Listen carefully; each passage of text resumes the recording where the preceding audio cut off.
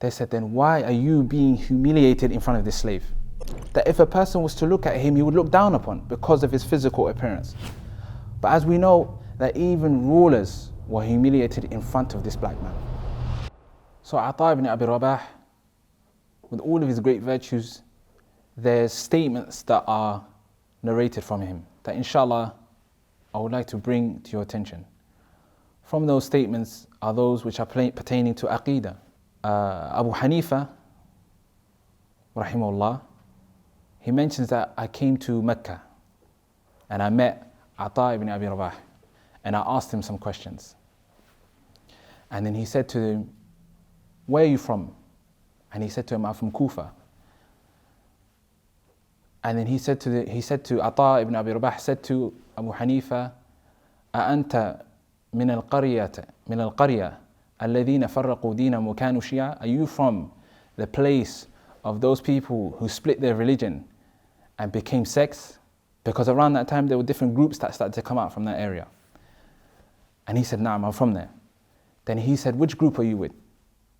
Abu Haneefah rahimahullah said, I'm from those that does not insult the Salaf, and I'm from those that believes in Qadr, and I'm from those that believes, and I'm from those that does not do takfir of the people of the Qibla, meaning the Muslims.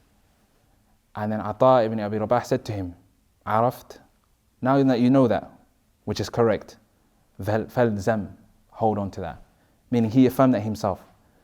So he was one of ibadah, which we'll come on to, but also one of a reference for Aqidah. It was also mentioned that a group of people came to Ata and they said to him, there are some people that they do not believe that Iman decreases and increases. So Ata ibn Abi Rabah said to them, and he recited to them the ayah, وَالَّذِينَ اهْتَدَوْا زَادَهُمْ هُدًى. Allah mentions that those who strive, their Iman increases. So he said, what is the huda that increases them? Meaning this ayah shows that Iman increases. So he gave a reference to them. Also it was said that a group of people came to Ata ibn Abi Rabah, rahimahullah. And they said to him, there are those people who do not believe in az-zakat or as-salah. That's not from the deen. And then Ata ibn Abi Rabah recited to them, وما أمروا إلا ليعبدوا الله مخلصين له الدين حنفاء ويقيموا الصلاة ويؤتوا الزكاة وذلك دين القيمة.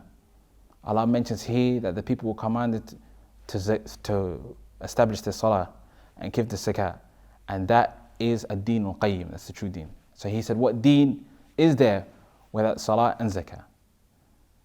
In terms of his ibadah, Ata ibn Abi Rabah was one that if the people saw him in his salah, they would see that he was one that was standing still, would not move, khushu'. And it was also mentioned in his majalis of dhikr, in terms of his classes that he used to give, that the people, when they would look at the gathering, they would see the people humbled in a state of attention and observing and listening attentively. It was said that a man came to Ata, it was said that he was giving a lesson and someone interrupted him. And so he became angry. And then he said to them, what kind of mannerism is this? He said to the man who interrupted, what kind of manners is this? He said, a person will come to me, Ata saying this, a person will come to me and narrate a narration which I already know, but I will listen so attentively that the person who's narrating it will think it's the first time that I've heard it. That's how much attention I am giving to the person. It was said towards the later stages of his life, he lost his eyesight.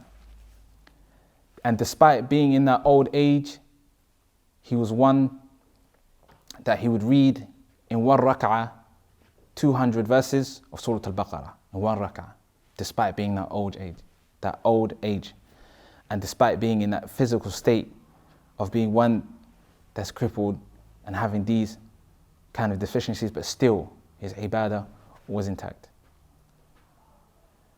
And what this shows us, my brothers and sisters, as Abdullah ibn Mas'ud said, that knowledge is not kathratul riwayat, having many chains of narration or narrating this or narrating that, but rather knowledge is having the fear of Allah.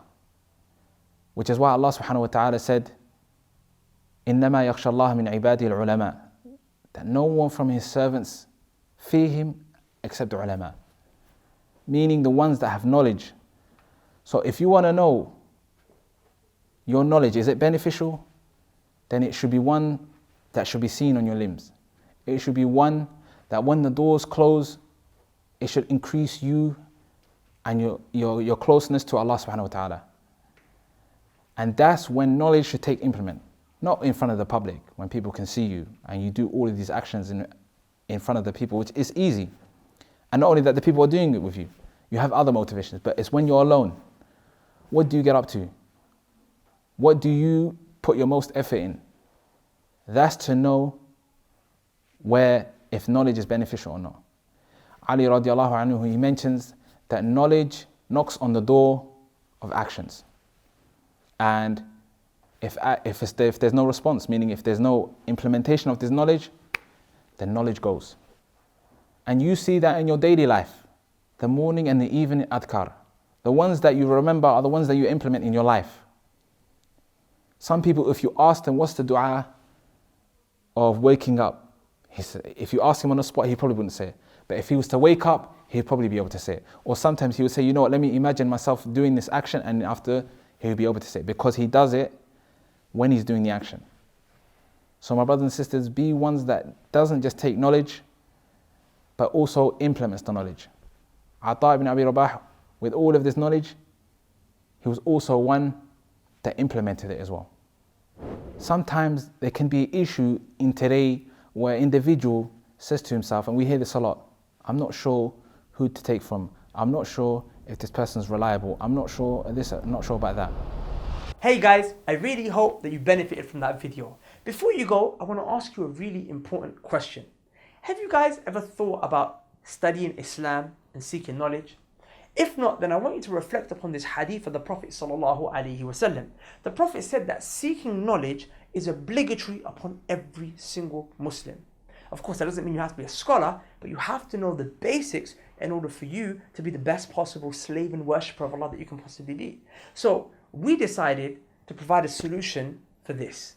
You see, many people want to study, but they don't have the means or the resources to do so. So we set up an online institute called the Knowledge College, where you can study Islam from the comfort of your own home. So if you want more information on the Knowledge College and you'd like to sign up, go to the link below, check out the website, and hopefully we'll see you on the other side. Assalamu alaikum.